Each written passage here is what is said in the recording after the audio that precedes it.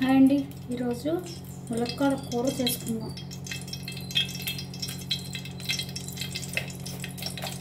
దీని కూర పులుసు అని కూడా అంటారు. దానికి రెడ్ చిల్లీ, మినపప్పు,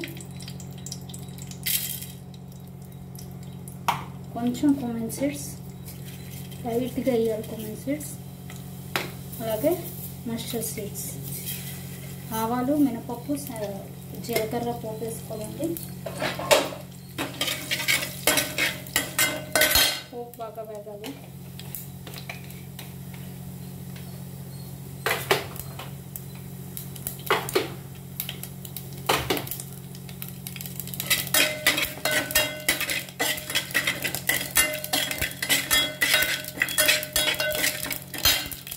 ఇందులో డ్రమ్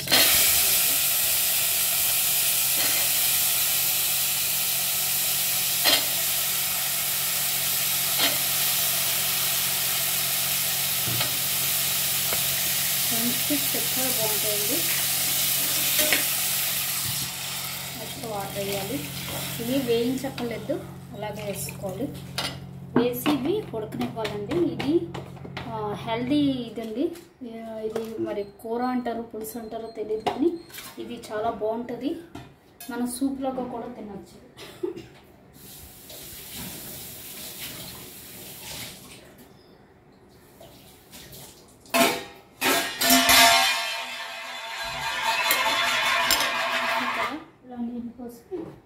ఎప్పుడు సరిపడా సాల్ట్ వేసేయాలి. సాల్ట్లో అవి ఉడకాలి బాగా.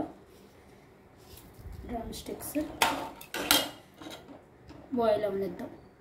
ఇప్పుడు నువ్వుపప్పు, సీసం సీడ్స్ అండి. ఇది రైస్ ఒక 2 అవర్స్ వాటర్లో నానబెట్టుకోవాలండి. ఒక 1 అవర్ వాటర్లో నానబెట్టుకోవాలి. చూసారు కదా, రైస్, సీసం సీడ్స్ ఇవి వాటర్లో నానబెట్టుకుని ఇప్పుడు ఇందులో గ్రీన్ చిల్లీ వేసుకోవాలి.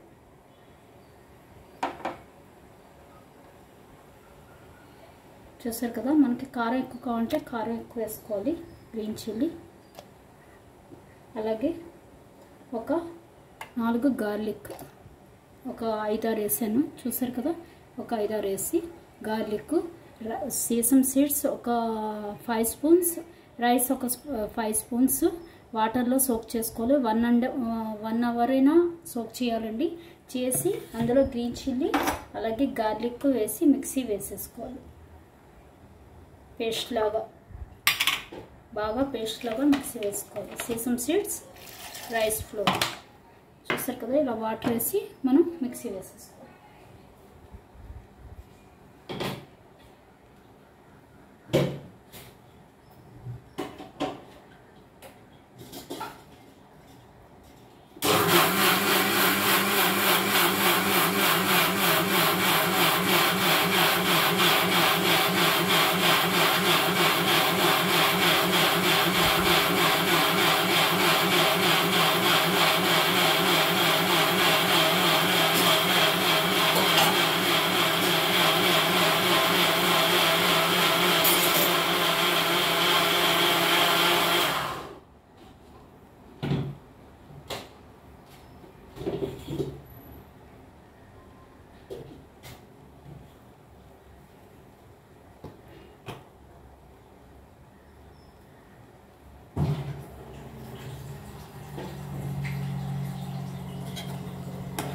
చూసారు కదా, లోపలికి మరగనివ్వాలి, బాగా ఉడకనివ్వాలి ములక్కాడలు.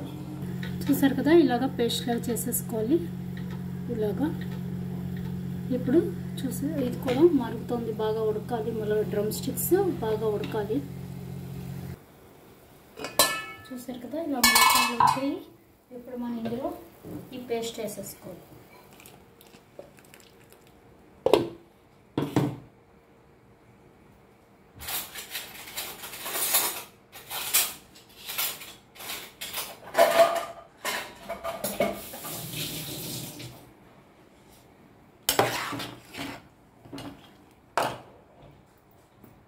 చూసారు కదా, ఇది దగ్గరికి ఉడికితే దగ్గరికి అయిపోద్దండి. ఇది రైస్లోకి బాగుంటుంది, లేదా ఒట్టి కూడా తినచ్చు. ఒట్టిని సూప్లో కూడా తాగొచ్చు, కప్లో పోసుకుని. ఇది హెల్త్కి మంచిదండి. డ్రమ్ స్టిక్స్, సేసమ్ సీడ్స్ అన్నీ వేసాం కదా. ఇది బాగా ఉడకాలి. దీన్ని అసలు మామూలుగా అయితే గంజి కూర అంటారండి. గంజితో చేస్తారు. రైస్ వచ్చిన గంజి వాటర్కి బదులు గంజి పోస్తారు.